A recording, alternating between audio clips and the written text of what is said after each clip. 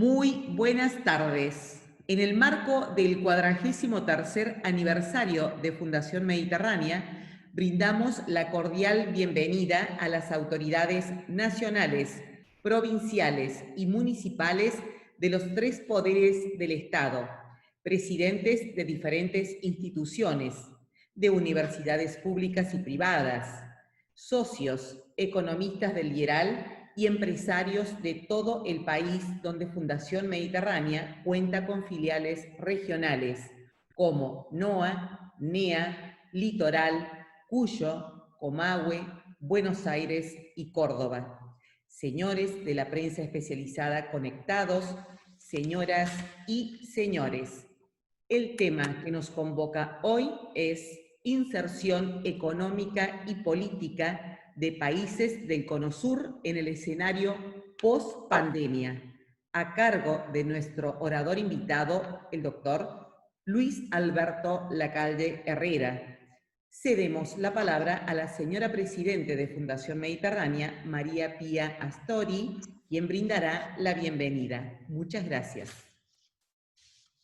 Buenas tardes. Hoy tenemos el honor de recibir y poder escuchar al expresidente de la hermana República Oriental de Uruguay, doctor Luis Alberto Lacalle de Herrera. Luis Lacalle fue presidente de Uruguay entre 1990 y 1995. Fue uno de los presidentes más jóvenes de Uruguay al momento de asumir.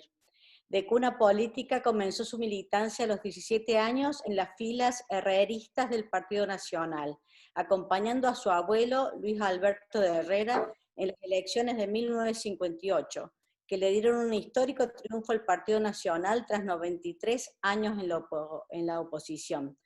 Tuvimos la oportunidad que nos acompañara presencialmente en eventos anteriores de Fundación Mediterránea, y hoy nos vuelve a honrar con su presencia virtual, para referirse, como dijo Miriam, a la inserción económica y política de países del Cono Sur en el escenario post-pandemia y otras posibilidades de integración prometedoras.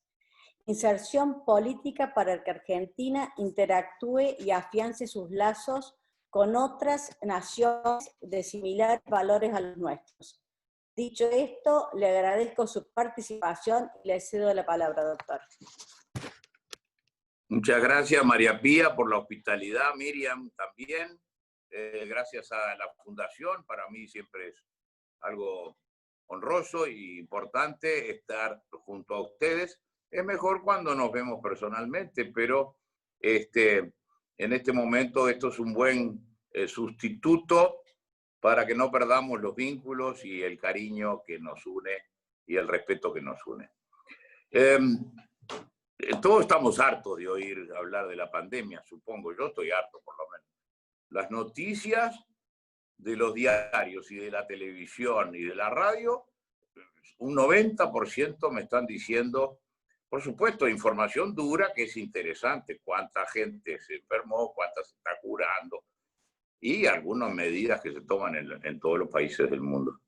Pero creo que empezar a hablar de para después, me parece que es abrir un poco de esperanza, porque si seguimos chapaleando en todo lo que rodea al COVID y no solamente en los datos que son los que necesitamos, estamos como en una noria de pálidas que es terrible para el ánimo individual, el familiar y el empresarial y el de los países.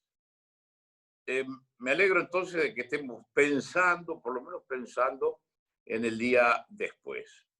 Creo que la consecuencia primera que ha tenido esta peste que nos ha atacado a todos y en todo el mundo es que nos ha permitido algún poquito más de tiempo para pensar sin ponernos demasiado trascendentes. No hay duda que en las apretadas, en las feas, uno a veces se mira un poquito más al espejo, y creo que personas, individuos, familias, grupos dentro de la sociedad, países y aún la comunidad mundial, todos le hemos destinado un poquito más de tiempo a las cosas que no son lo cotidiano, ¿no?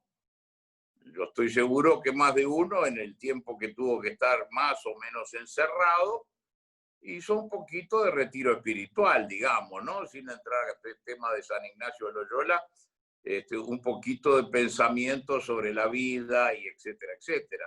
Las familias también. Marido y mujer se han encontrado con más tiempo entre ellos dos y supongo que la relación con los hijos, todo ha sido, en cierto sentido, examinado, reexaminado. Y los sectores de la sociedad, trabajadores, empresarios, academia, partidos políticos y las naciones, que es lo que nos preocupa y nos trae a colación el tema, las naciones, las regiones y el mundo. En primer lugar, yo creo que dentro de los países ha habido una revalorización del tema de la salud y de la ciencia aplicada a la salud. Pocas veces los científicos han estado tan de moda y las empresas que están en temas de salud, de investigación, de bioquímica, de vacunas, todo ese conjunto de conocimiento aplicado a la salud se ha puesto un poco de moda. Se ha revalorizado porque se lo tiene en buen estado o se carece de él, el auxilio estatal ante la desocupación y ante la salud. Es decir, toda la solidaridad que el Estado moderno, a mi juicio, tiene que prestar, se ha valorizado cuando se le tiene y se le ha añorado cuando no se le tiene. Y después también, y esto, claro, no tiene arreglo porque es algo de atrás, pero también porque nada enseña tanto como el sufrir y el llorar, enseña Martín Fierro, también se ha revalorizado el hecho de tener resto, de que los países tengan, como corresponde cuando están bien administrados, como corresponde a los emprendimientos, tener un poco de resto para cuando vienen las verdes, ¿no es cierto? Es decir, que no lo agarren a uno o al país o a la empresa o a la familia en el peor momento. Esta revalorización, esta reasunción de temas que estaban un poquito en el costado, sin embargo, yo creo que no ha hecho desaparecer los otros temas. Una cosa es que desaparezcan o estén en el costado más angosto de las noticias y otra que no sigan los problemas que teníamos antes. El mundo, que siga el tema con Rusia y China, con Trump, con Biden, con Turquía y el otro, y Siria. Es decir, esos temas no han desaparecido. Los viejos problemas siguen. La alarma a veces enseña, ¿no es cierto? Pero esto a veces queda en el nivel de la academia, ¿no? Entonces hay expertos que dicen, bueno, vieron que las ciudades tienen que ser más saludables y tiene que haber esto, tiene que haber lo otro. Yo pido disculpas, pero estoy saliendo de una gripe. No gripe de Bolsonaro, gripe verdadera, no de la otra nueva que tenemos. Han aparecido filosofías y todo, pero yo creo que la alarma, el miedo, el jabón que nos hemos agarrado todos, no va a hacer cambiar cosas que pertenecen al orden de las grandes corrientes de la historia. Sí, quizás, porque esta crisis tiene un solo enemigo y ese enemigo no es otro país, ni el capitalismo, ni el marxismo, ni el liberalismo, ni la izquierda, ni la derecha. Es un bicho, es un ente vivo, una vida microscópica. Eso quizás nos pueda hacer decir, bueno, no le podemos echar la culpa a nadie. Que es bastante habitual y además muy cómodo para los políticos, para los partidos y en general para todo el mundo. Este es un enemigo invisible, está en todos lados, nadie lo ha visto, pero existe, y los elementos que tenemos contra él son comunes o no son. Es decir, si hay vacuna el día de mañana, se tiene que vacunar a todo el mundo. Si no hay vacuna, seguiremos con todas estas actividades de encierro, de no contacto. Ahora, que después, cuando sea el después, va a tener características distintas en nuestra vida, sí. Yo no creo en los cambios radicales, sí creo en adecuación a este tipo de manifestaciones de la naturaleza. Es como frente al medio ambiente. Todos queremos bajar el carbono, todos queremos que las cosas sean más sanas y más amables para el ser humano. No creo que haya grandes cambios, sí comienzo de cambios significativos. En general, ¿qué podemos colegir? ¿Qué podemos adivinar o por lo menos olfatear? Va a haber un gran peligro de proteccionismo. Ustedes fíjense que en el mundo en este momento hay una inversión de roles. Normalmente los Estados Unidos y la Occidente eran los patrocinadores del libre comercio, de bajar las barreras. En este momento el presidente de China, el señor Xi, es el que se proclama como el que quiere la libertad de comercio y que la Organización Mundial del Comercio, es decir, hay una inversión de roles. El Estados Unidos además está en la espera de dentro de 90 días cambiar. La elección de Estados Unidos es tan importante que deberíamos votar todos por la influencia que tiene en el resto de la humanidad. Pero mientras no se dilucide eso, no esperemos que haya un cambio demasiado importante porque van a estar a la espera del resultado. Los chinos van a estar a la espera de ese resultado. Yo creo que va a avanzar el proteccionismo, que no es cosa buena, y menos para nosotros los que estamos ubicados en esta parte del mundo. Sí hay una ventaja, me parece a mí, que es que se va a desideologizar mucho la política exterior. Y en eso podemos tener visiones distintas, ¿no es cierto? Por supuesto.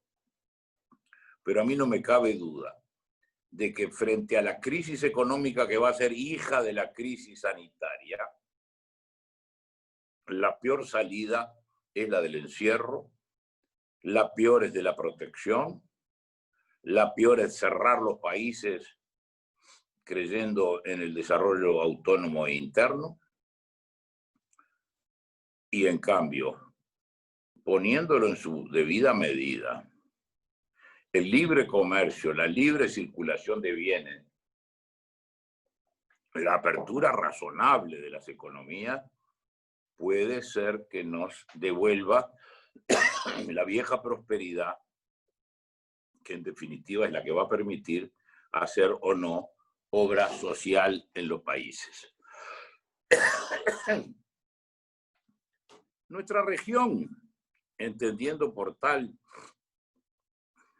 no sé, incluiríamos a Chile quizás, el río de la Plata, que es en sentido amplio Uruguay, Argentina, Brasil, Paraguay y una parte de Bolivia. Por supuesto que solamente una parte de Brasil, la parte de Mato Grosso, Río Grande, San Pablo. Nuestra región se ha encontrado con algunos cambios políticos que han implicado cambios de rumbo en lo que tenía que ver con nuestra asociación Mercosur. Yo acabo de publicar en abril, claro, con este motivo de que no hay reuniones ni hubo lanzamiento, un pequeño libro que se llama Nacimiento, Vida y Decadencia del Mercosur, donde como partícipe, como testigo, como observador, que han sido las distintas etapas mías respecto del Mercosur, hago un análisis crítico de lo que pasó con nuestra organización. No se lo voy a repetir ahora, así por lo menos compran el libro, pero además sería muy largo. Diciendo y señalando que el grave error, más allá de quién lo cometió, porque no hay nada más fácil que andar con el dedo acusador, es la transformación del Mercosur, que era una asociación para hacer negocios, dicho clara y brutamente, era para hacer negocios, para generar prosperidad, por aquello que 2 más 2 en economía son 5, y en integración 2 más 2 también son 5, porque se genera una repotenciación de las economías. Un buen día se convirtió en un club ideológico, al impulso del amigo Chávez y su billetera, al impulso de los gobiernos que estaban en nuestros países, que creo que equivocadamente incluso todos ellos creyeron que tenían algo en común con Chávez, o algo, o mucho en común. Ahí se convirtió el Mercosur en una asociación de partidos que estaban en el gobierno que eran parecidos, ni siquiera eran iguales. Eso pasó. Y yo creo que lo bueno que tenemos que aprender en materia de la integración regional, lo bueno que tenemos que asumir respecto de nuestro Mercosur, es que no es un tema de ideas, no es un tema de gobiernos que se parezcan, no es un tema de que fulanito me gusta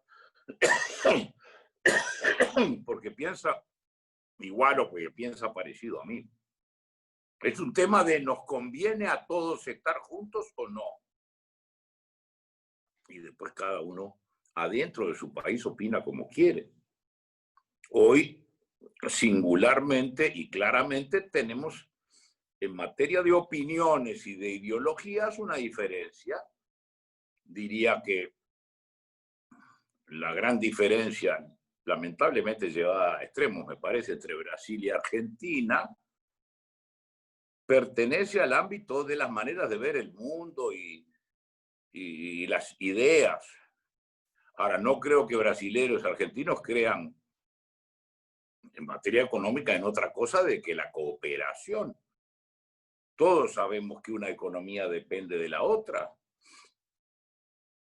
Uruguay y Argentina tienen gobiernos que quizá piensen respecto a algunos problemas, Venezuela, la UNASUR y todas esas cosas, piensen distinto. Pero que nadie me diga a mí que no dependemos nosotros del turismo, que no dependemos de vender nuestras autopartes, que no dependemos nosotros más que ustedes de nosotros, pero que la relación económica tiene que ser cada vez más fluida. Haya en la Argentina gobiernos peronistas, liberales, eso no es tema nuestro, ni es tema de la Argentina que esté el Partido Nacional o el Frente Amplio. La política exterior de países como los nuestros, donde la región obliga a estar en buena conexión, en buenas relaciones, no depende de los gobiernos, depende de los intereses permanentes de los países. Y a la Argentina le va a interesar una buena relación con Uruguay, económica, comercial, fluida, y al Uruguay también, y a nosotros 3 con el Brasil, y a nosotros 4 con Paraguay. Es más, yo creo que apenas Bolivia salga de su impasse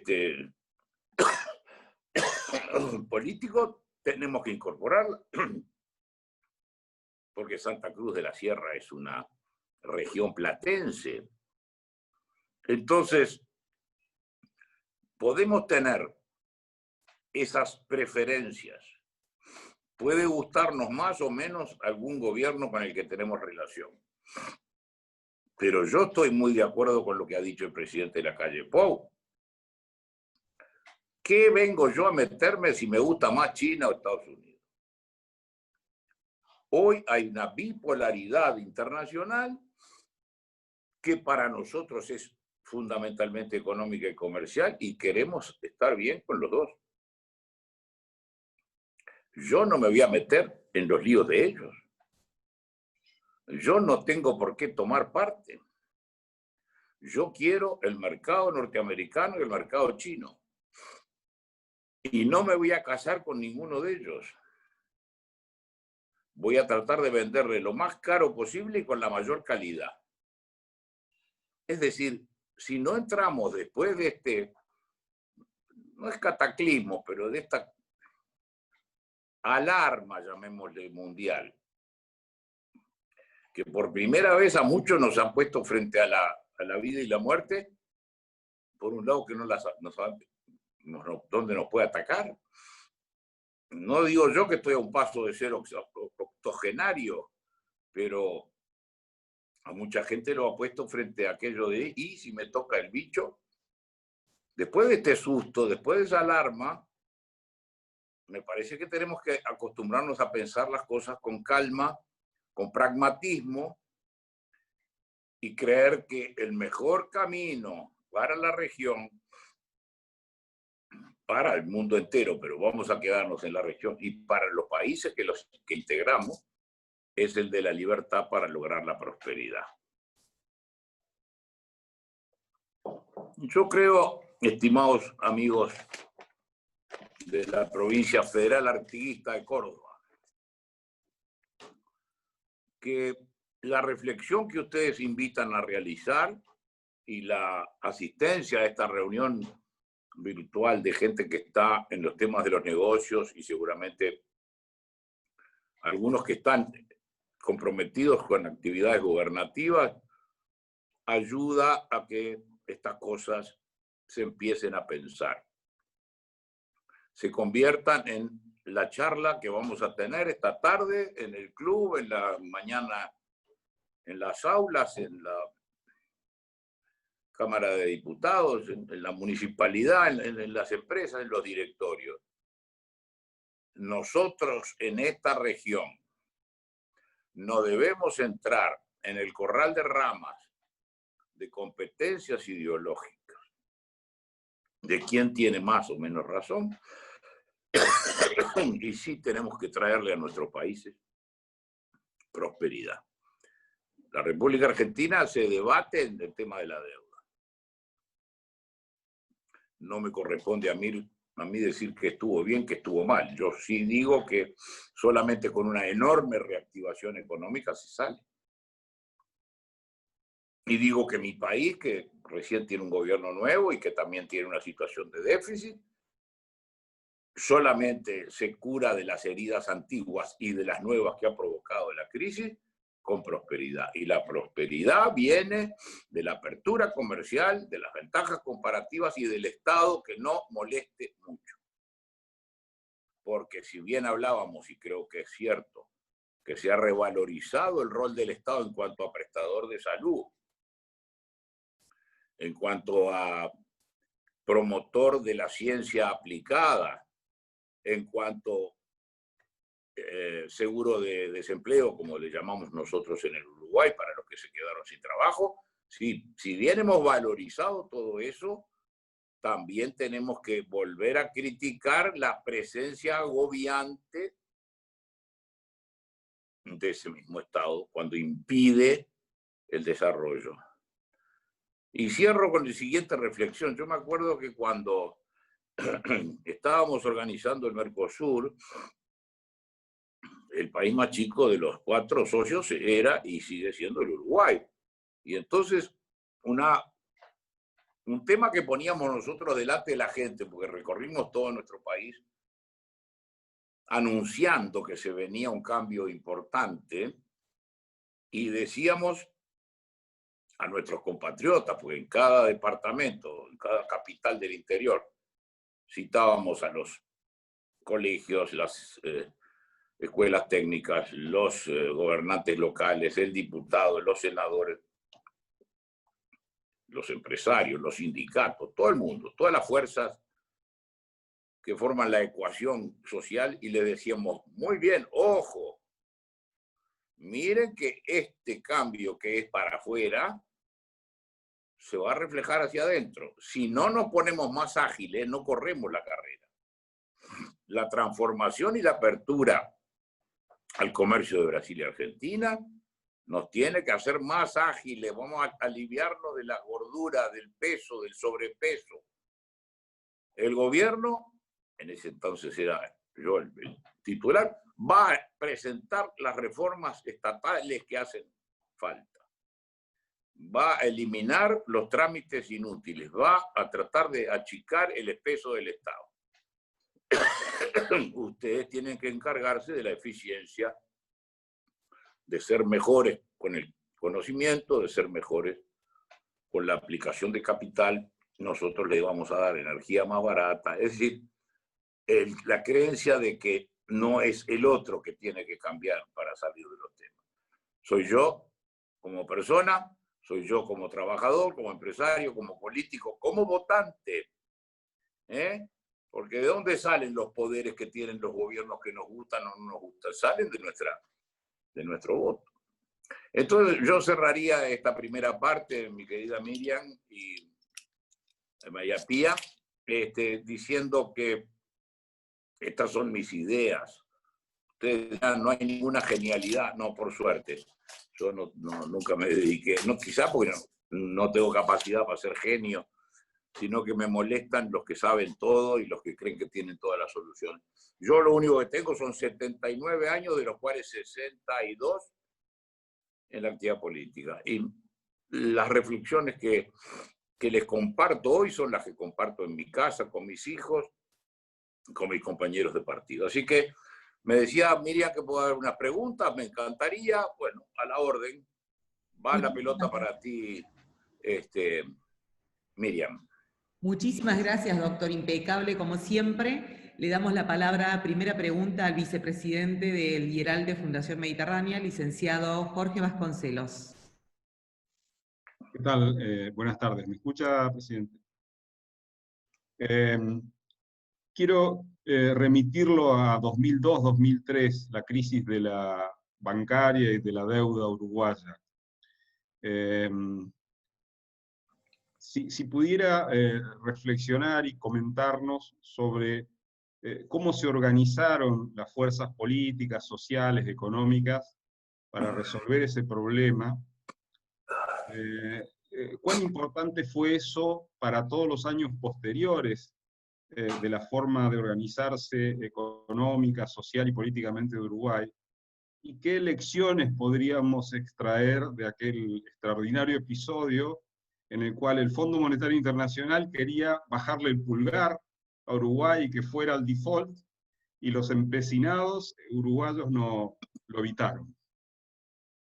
Sí, muchas gracias por traer el tema, un tema de esos momentos en que los orientales, como nos gusta llamarnos a nosotros, nos sentimos muy satisfechos de lo que hicimos. En ese entonces el presidente era el doctor Jorge Valle, había llegado al poder en una alianza con nuestro partido, conmigo, porque estábamos estrenando el sistema de la doble vuelta. En la primera vuelta el doctor Valle llegó segundo. El orden de llegada de octubre, que es cuando hacemos la primera vuelta, fue Tabaré Vázquez, Jorge Valle, Luis Alberto Lacalle. Yo llegué tercero. Y en los 30 días que van entre la primera y la segunda vuelta, hicimos un acuerdo bastante común en la historia del Uruguay entre blancos y colorados, más allá de que somos rivales desde hace 183 años, somos los partidos quizá más viejos del mundo. Hicimos un gobierno de coalición, acompañamos al doctor Valle. Cuando se produce este episodio, usted se acuerda correctamente de que los organismos internacionales, aplicando una especie de fórmula genérica, dijeron, bueno, usted declara el default como que les resultaba más cómodo. Y el doctor Valle nos invitó a su casa, a la casa presidencial. Allí estuvimos todos los partidos escuchándolo. Solamente el Frente Amplio dijo que había que ir al default como una consecuencia casi inevitable. El doctor Valle es de origen catalán, la familia Valle son de origen catalán, los catalanes son gente estructurada, convencida. Y yo tengo antepasados vascos, y entonces también somos gente bastante empecinada cuando creemos que tenemos un camino. Y creo que estuvimos todos los de la coalición, blancos y colorados, de acuerdo en no entrar en default. Ahí el presidente Valle apeló al presidente Bush, Bush chico, Bush hijo, y en una actitud que siempre hay que recordar, llegó a Montevideo un avión con $2 billones en billetes. Si se caía ese avión, no te cuento lo que iba a hacer para la carrera para buscarlo, ¿no? Y bueno, el sistema bancario uruguayo perdió el 40% de los depósitos, pero no se cerraron los bancos, no hubo default, y hicimos una reemisión de la deuda en la que se respetaron los términos esenciales, se pidió plazo. Y bueno, y salimos adelante sin necesidad de entrar en default, girando contra una cuenta muy vieja de prestigio que el Uruguay tiene, que es la de cumplir. En materia de crédito, ustedes saben, como todos los que hemos lamentablemente tenido que ir a un banco a pedir plata prestada, que no es lo mejor, pero a veces es necesario. El crédito depende de lo que uno se piense de uno como pagador. El Uruguay siempre ha tenido una tradición y un prestigio de buen pagador. Nosotros habíamos tenido una operación parecida. En el año 92 recompramos el 15% de nuestra deuda. En el gobierno nuestro, que asumimos con 7% de déficit fiscal,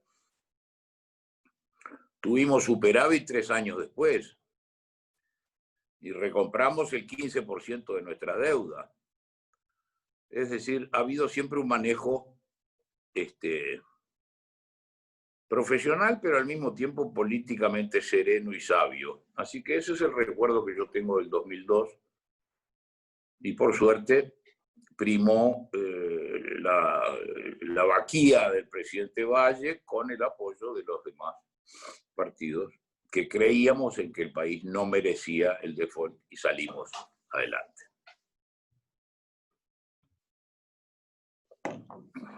Perdón, presidente. Me gustaría, dado lo interesante de su respuesta, ¿cómo piensa que influyó ese episodio en toda la economía uruguaya posterior al 2002? Que eso para los argentinos es muy relevante también. Disculpe que le hago extender la respuesta. No, por supuesto. El doctor Valle quedó con esa cruz encima. El gobierno no pudo hacer muchas cosas, otra cosa que salir, porque tampoco esto se arregló y vamos al recreo. No. Esto permitió salir del encontronazo. El doctor Valle piloteó muy bien todo, terminó su gestión con 1.9 de déficit nada más. Es decir, que hubo un ordenamiento de las cuentas y dentro de todo no hubo una catástrofe. Piensen ustedes que el gobierno actual del Uruguay encontró con 5% de déficit. Así que el país mantuvo su sistema bancario funcionando, él mismo se reconstituyó, los depósitos volvieron, se perdió 40% de los depósitos y los bancos siguieron funcionando con ese auxilio que vino, se devolvió ese dinero. Es decir, se evitó que se quebrara el sistema. Se dobló, se torció, se desmadró un poco, pero nunca hubo un corte. Y eso permitió que la vida normal del crédito a las empresas, del crédito internacional funcionara. Es decir, se mantuvo un país lo más parecido a normal, a un país normal, en vez de entrar en la enfermería a la que parecía destinado si iba en default. Perfecto, muy bien. Le damos la palabra al señor Osvaldo Sicardi, que también quiere hacer una pregunta. Por favor, que las preguntas sean cortas, así el señor expositor puede responder todas las preguntas. Osvaldo Sicardi. Ojo que lo que estoy tomando es jarabe, nada más. No crean que estoy tomando otra cosa. Señor expresidente, yo estoy acá varado en Río de Janeiro con el tema del COVID, ya hace 4 meses. Por favor. Pero tengo la experiencia internacional de haber trabajado en la década del 80 como vicepresidente de la Cámara de Comercio Argentino-Brasilera de Río de Janeiro y estudié, porque nos pasaron para estudio, todo el proyecto del Mercosur y fuimos invitados y tuve la satisfacción de estar en Brasilia cuando se firmó ese convenio. Y usted tiene razón, la base del acuerdo Mercosur era comercial. Era comercial y los gobiernos invitaron a los comerciantes, invitaron a los industriales a opinar sobre el acuerdo. Posteriormente se transformó en político y ahí la cosa comenzó a complicarse. Entonces el tema, usted tiene mucha razón, o nos integramos o estamos con problemas. Entonces, la pregunta mía que me preocupa muchísimo es el famoso Foro de San Pablo. O sea, sí, usted hizo muy bien. Eso es algo que a mí me preocupa mucho, porque no veo en esa gente intención de integración, intención de desarrollo, intención de progreso, intención de educación. O sea, me gustaría saber un poco la opinión de usted sobre la influencia que ese foro puede llegar a tener en el futuro de nuestros países. Gracias. Muchas gracias, porque el tema parece alejado, pero no está para nada alejado de toda esta filosofía, estas reflexiones. Días pasados hacíamos una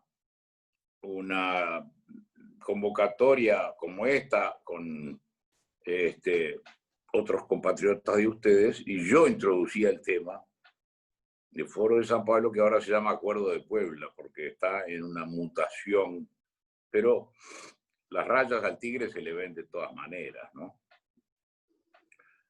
Yo creo que el Foro de San Pablo fue la última genialidad de un genio para el mal, como fue Fidel Castro, que se había dado cuenta de que por el tema de la revolución y todas esas cuestiones violentas no se llegaba, y a través de Lula y Chávez, que son sus personeros los que los continúan incluso después de muerto, no inventa nada, descubre que el camino de las urnas, de las elecciones, puede ser un camino para la izquierda, una izquierda que había trabajado en función de ocupar la cultura, de ocupar los sindicatos, de ocupar la vida académica, las universidades, en un plan realmente gramsciano, ¿no? Es decir, Antonio Gramsci como el gran filósofo marxista de que al poder se llega a través de la cultura y de ocupar las organizaciones culturales de los países. Bueno, no vamos a extendernos por ahí.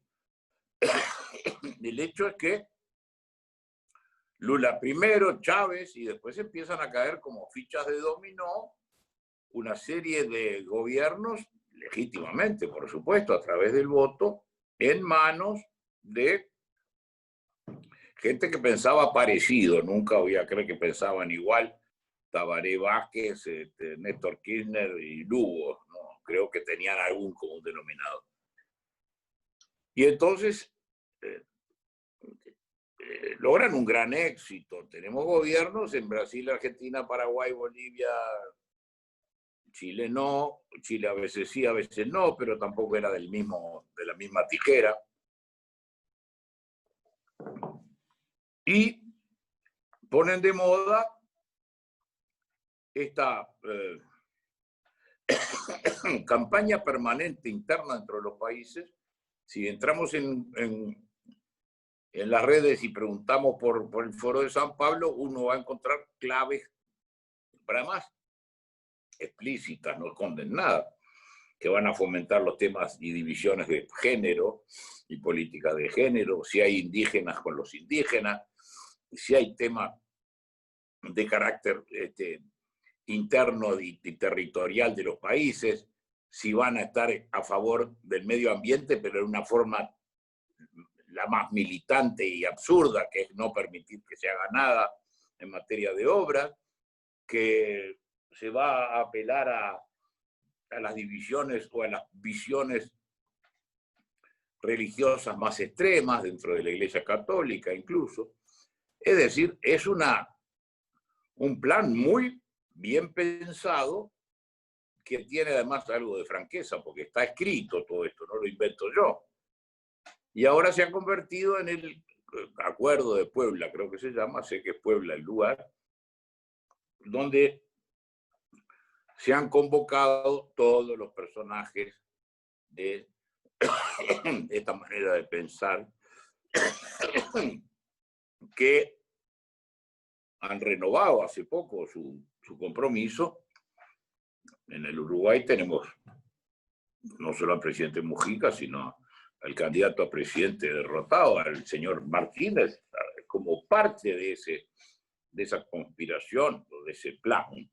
Yo creo que hay que hacer y dedicar tiempo a estudiar esto. No es un cuco, no es un invento, existe, funciona, pero pensemos nada más que en Argentina, todo el lío de Santiago Alonso por los mapuches. Yo comprendo, estoy opinando de afuera, pero un país que uno quiere como la Argentina. Nosotros no tenemos temas de indígenas ni de poblaciones aborígenes, pero todo el lío que se armó con el tema de los mapuches y el muchacho que se ahoga, no solamente fue de una irresponsabilidad, sino que demuestra hasta qué punto funciona el tal plan del Foro de San Pablo. Yo me acuerdo en las paredes de Montevideo ver justicia para Santiago. Y yo dije, ¿pero quién es Santiago? Después me daba cuenta, porque como veo la TN a veces para ver la noticia, ahí me daba cuenta que me estaban enchufando en la pared de los barrios de Montevideo un lío del sur argentino. Es decir, ahí estaba la red. Cuando pasaron los problemas en Santiago de Chile, antes de toda esta pandemia, que todos veíamos, y era muy claro, había manifestaciones por el tema jubilatorio educativo, y eso me parece muy bien, y después venían 180 tipos, 120 o 80 tipos a destruir todo, que venían atrás de la manifestación, pero venían a convertir la manifestación en un motín, en un lío mayúsculo. ¿Quiénes eran los que se llaman montoneros? Acá se llaman ¿cómo que se llaman? El Uruguay fogonero. Es decir, esas minorías que están dedicadas a destruir y a hacer imposible los gobiernos que no les gusten. Así que me parece oportuno que usted traiga a colación ese tema, porque es cierto que no alcanza con votar, hay que vigilar. Y la batalla cultural es la más importante. Y en ese tipo de enfrentamientos, las fundaciones como la Mediterránea, que tiene enorme prestigio, tiene que contribuir a difundir y a fortalecer las ideas nuestras que son contrarias a los señores del foro. Muy bien, excelente. Le damos la palabra a la señora Olga Riutor, que está conectada, y se prepara el señor Cristian Sereno. Adelante, Olga, por favor.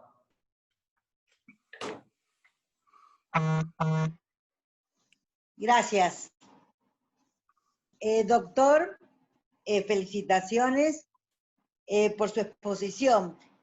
La duda que me planteo es que, coincidiendo con usted, en que después de la pandemia, tal vez los países proteccionistas de las grandes economías mundiales se vuelvan aperturistas y los aperturistas se vuelvan proteccionistas, y esto puede ser un peligro, ¿cómo hacen los países en la coincidencia de que tenemos que desideologizar la política exterior y buscar los intereses permanentes que nos hagan crecer como país, como región, como Mercosur, como cualquier asociación que busque el camino de la prosperidad, si usted no cree que estas grandes potencias no van a buscar aliados y el que no esté de acuerdo con ellos van a buscar también mecanismos de represalias comerciales? ¿Cómo se soluciona ese problema frente a estos grandes intereses mundiales, no? Sí, yo creo que en el Mercosur, que es nuestra base, ¿no es cierto?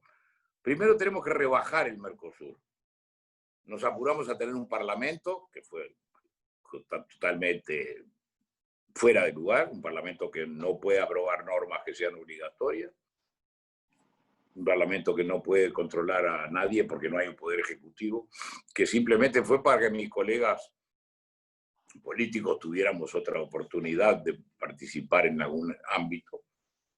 Tenemos que revisar aquello de que no se pueden hacer tratados mano a mano. La resolución 3200, 32 del año 2000, cuando Uruguay hizo con México un acuerdo bilateral, impidió o pretende impedir para el futuro. Yo creo que eso es una lástima, porque la organización interna del Mercosur, por iniciativa del Uruguay, se estableció dentro de la toma de decisiones la ley de la unanimidad, ¿no es cierto? Es decir, el veto. Si lo miramos del otro lado, es un veto. Si Paraguay no vota, no hay resolución. Si Brasil no vota, no hay resolución. Cada cual tiene un voto, pero ese voto vale igual que los demás y tienen que estar los cuatro juntos. Eso ahora juega contra los intereses del propio Mercosur. Mercosur, por ejemplo, ha hecho acuerdos de libre comercio con Israel, con Palestina, con, no sé, con todas cosas muy menores. Tenemos pendiente con la Unión Europea. Yo tengo mis dudas de que la Unión Europea lo acompañe, pero tenemos que seguir.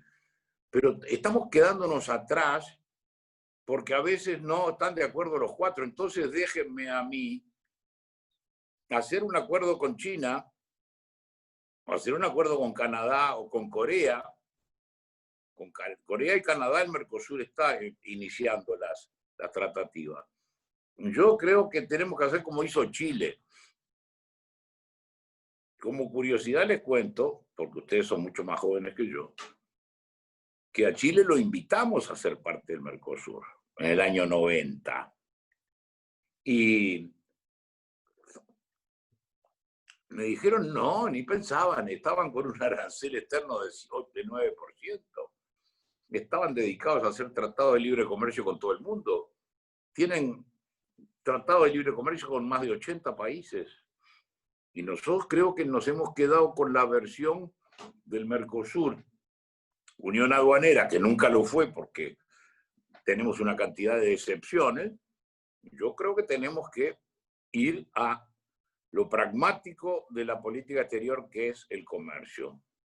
Y creo que los propios países de importancia como Brasil y Argentina, que en definitiva dentro del Mercosur son el 80% del poderío en todo sentido, tienen que comprender que tenemos que abrirnos a tratados de libre comercio.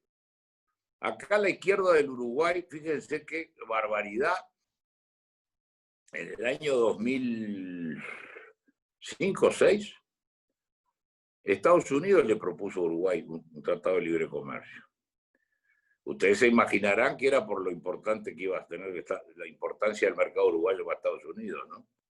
Que somos un barrio de Nueva York, que somos 3,5 millones. Era una movida política. El Uruguay tenía que haber agarrado, pero corriendo. Si después vivimos queriendo entrar a los Estados Unidos, y el Uruguay con los citrus, tuvimos como 7 años negociando, ahora entran los citrus, con el cordero pesado, para competir con Nueva Zelanda, ahora entramos porque hacemos no sé qué confinamiento, después queremos, pero cuando la más linda del baile nos mira y nos hace una seña para ir a bailar, pues señor, no pierda tiempo, dígale que sí, porque la chica más linda lo mira a uno una vez y poco rato, después mira a otro. Entonces nosotros, por esos pruritos, no, porque es Estados Unidos. Y no es que estamos después deseando entrar a Estados Unidos, como inmigrante para ir a trabajar, como empresario para venderle. Entonces, por eso creo que si del susto de la pandemia no nos desideologizamos, que es más difícil decirlo y más fácil pensarlo, no entendimos nada de lo que nos está pasando. Perfecto, muy bien, muchas gracias. Miriam, tuya. Ahora vamos con las 3 últimas preguntas, por favor, concretas. Le damos la palabra al señor Cristian Sereno, se prepara el señor Borioni y por último Alex Daciano. Adelante, Cristian Sereno. Buenas tardes, muchísimas gracias. Desde Río Cuarto, provincia de Córdoba, capital alterna de nuestra provincia, los saludo con el mayor de los honores y el afecto, presidente, y a su vez a todo el resto del panel, que la verdad honra de sobremanera esta exposición. Yo recuerdo hace muy poquito tiempo, tuvimos la posibilidad, siempre vamos a Entre Ríos, y nos hacemos una vueltita por Salto. A mí, sinceramente, y con todo cariño, porque tenemos amigos uruguayos también en la zona de Melo, nos causó curiosidad esto, ¿no? De por qué muchos uruguayos cruzaban a Entre Ríos a comprar combustible a precio más conveniente, y nosotros por aquel entonces pagábamos un café 200 pesos en Uruguay. Pero de todos modos, a mí me interesaría escuchar su opinión respecto de estas últimas medidas que se están tomando en su país en relación a las cuestiones concernientes con las inversiones. Yo estimaría que, a mi modesto modo de ver, las ventajas comparativas son precisamente comparables desde el punto de vista conveniente para ambas patrias y para ambos lugares donde se vayan a desarrollar los comercios. ¿Usted cree que esta iniciativa de captar capitales argentinos del modo que se está haciendo generaría una ventaja para ambos países en algún modo, o generaría para unos sí y para otros no? Muchas gracias. Sí, es un tema que, en primer lugar, lo que está haciendo el gobierno actual no es referido a la Argentina solamente. Por supuesto que si está Argentina pegada y está Paraguay cerca y está Bolivia cerca, va a ser más que para un checoslovaco. Pero es una medidas a todos los horizontes. Estas medidas procuran que Uruguay vuelva a ser lo que fue históricamente, un país de inmigrantes. Aquí no hay más que gallegos, criollos, hijos de italianos, de gallegos, de vascos, de alemanes, judíos, libaneses, armenios, algún inglés todavía queda. Es decir, nosotros no tenemos población originaria y somos un país de inmigrantes. Y uno de los atractivos que tuvo el Uruguay, sobre todo a partir de digamos, de la mitad del siglo pasado, es la estabilidad, el cumplimiento de la ley, partidos políticos en serio, elecciones respetadas. bueno, Poder Judicial, en el Uruguay nadie sabe el nombre de ningún juez. Es decir, un sistema bancario abierto, todo lo que nos servía como llamador para refugio personal o de capitales. Últimamente eso se había detenido porque las condiciones que pedía el Uruguay hasta este gobierno eran demasiado onerosas para que la gente pudiera tener la residencia personal y la residencia fiscal, que trae ciertos beneficios. No estamos haciendo otra cosa que volver a querer ser un país de acogida, que reciba gente. Y el país está buscando dos tipos de llamador.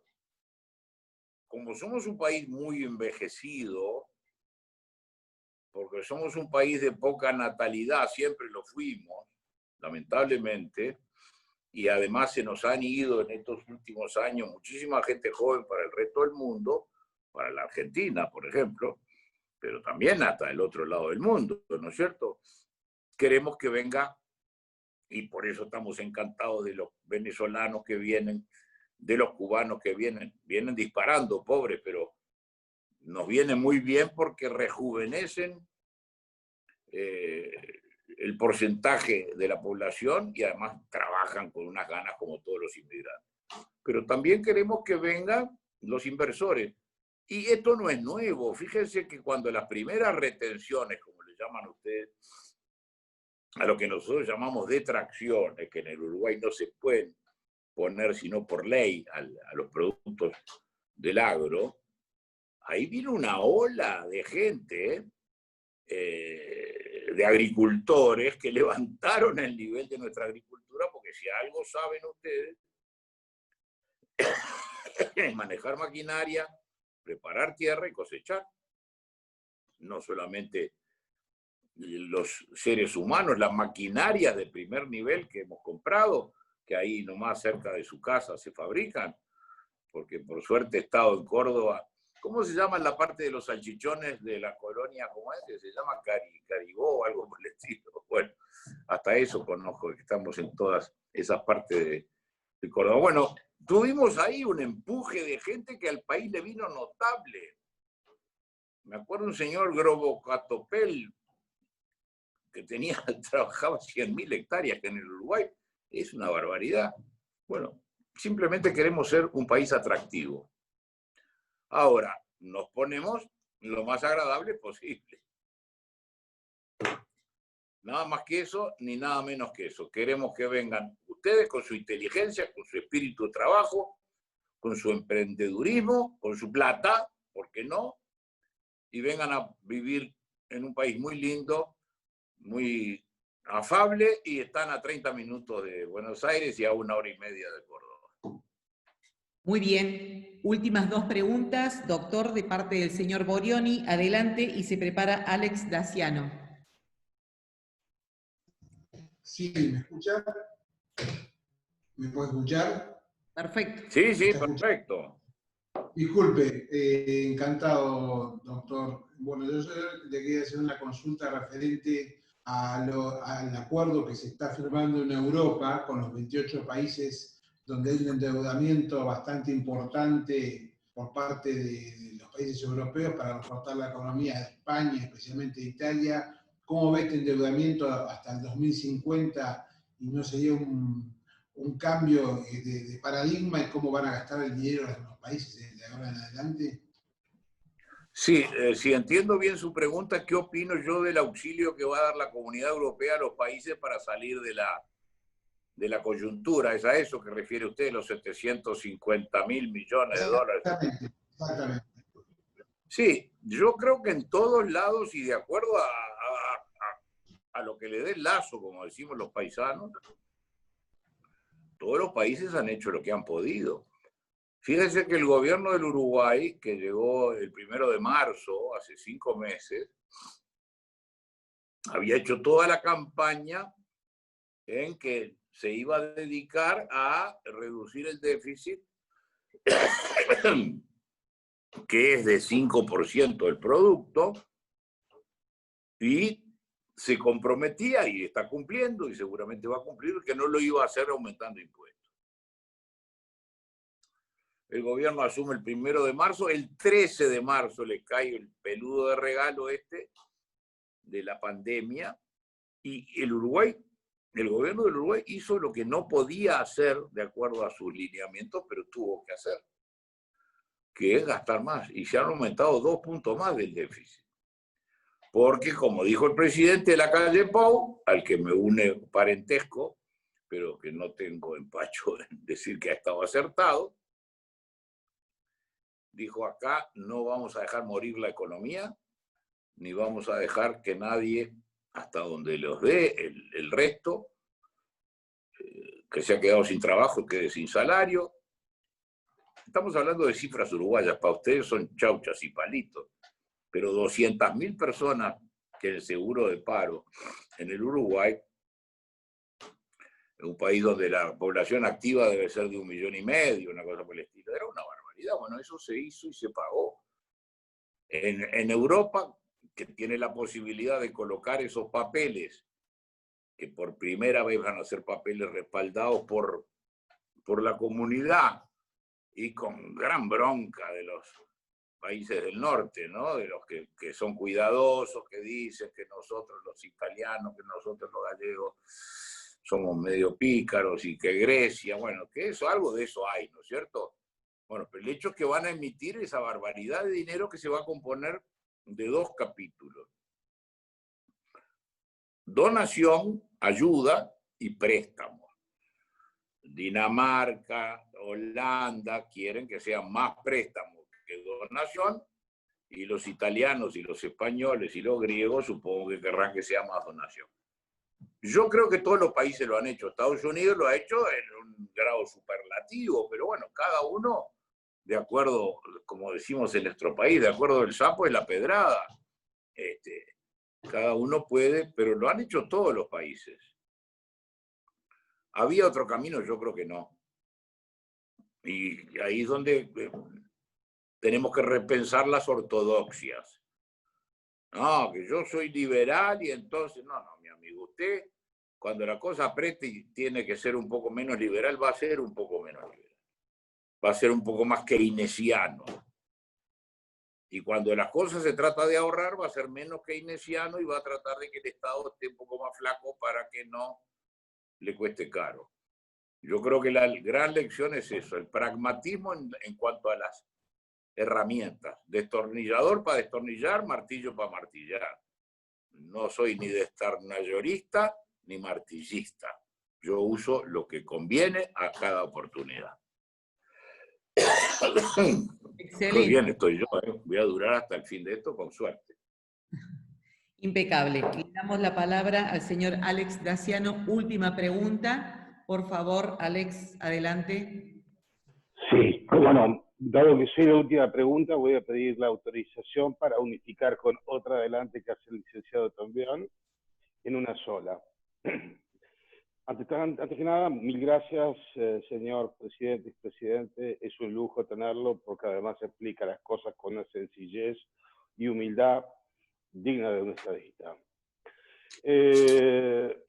Doctor, la pregunta es la siguiente. En la Segunda Guerra y posterior Guerra Fría, siempre hubo una marcada diferencia en el tratamiento de quienes participaron y ganaron, de aquellos que no tomaron posición o se alinearon con el eje. De alguna manera,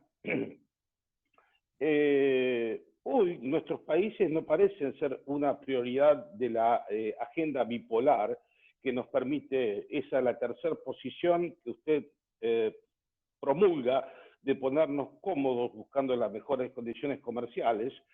Ahora, cuando hablamos también del Foro de San Pablo, que cumplió ahora 30 años, la pregunta del otro forista, del licenciado Tomé, es: ¿por qué usted cree que los partidos democráticos y republicanos no populistas no se han sabido organizar en Latinoamérica para contrarrestar estas iniciativas regionales que están financiadas externamente y que de alguna manera están alineadas? Esto nació directamente con Rusia, cuando usted habla de la genialidad del el presidente Castro, detrás de ello estaba Rusia, evidentemente.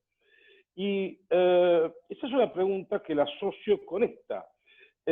China es nuestro principal socio comercial con Brasil, Brasil con Argentina, ambos somos del Uruguay, pero dependemos mucho en el comercio con China, pero a la vez dependemos del sistema financiero americano. ¿Usted piensa que estos dilemas que estamos teniendo, estas ambivalencias que no son contradicción, pero son ambivalencias y dilemas, tenemos que resolverlas cada uno por nuestra cuenta? Y no estoy hablando si tenemos que hacer tratados especiales, como usted dijo, como enmienda, sino no tomar esto como una política de Estado regional. ¿Y no le parece que el futuro nos forzará a un alineamiento estratégico regional? Me encantaría su opinión si no es un abuso. Muchas gracias. Una pregunta que da como para otra conferencia. Yo creo, primero, los partidos políticos, digamos, democráticos, sé que no es exacto, pero está, vamos a utilizarlo. Los partidos políticos que no somos marxistas, digamos más fácil, hay algunos ámbitos, hay organización de partidos políticos de América Latina, está Redial en la Argentina, de que nuestro partido ha participado, no quizás con la coherencia de los partidos marxistas, porque claro, ellos tienen un solo patrón ideológico y estratégico, son partidos iguales con adaptación a cada país. Nosotros somos partidos distintos con ciertos puntos en común. Los partidos, cuando los entendemos de nuestro punto de vista occidental, digamos, son expresiones muy locales. El Partido Nacional y el Partido Colorado son expresiones típicamente uruguayas. ¿Qué tienen que ver con el peronismo, con el radicalismo, con el Partido Colorado y Liberal del Paraguay? Casi nada. Porque apelan a realidades que son sustancialmente distintas. Para cuantificarlo diríamos que los partidos marxistas tienen un 80% en común y ese otro 20% para adecuarse al lugar, al país. Y nosotros tenemos un 80% de tema local y un 20% en común. Ahora, qué buena la idea de algún punto de convocatoria, sí. Pero cuidado porque de esto puede derivarse aquello de que yo quiero que gane la Argentina mi amigo.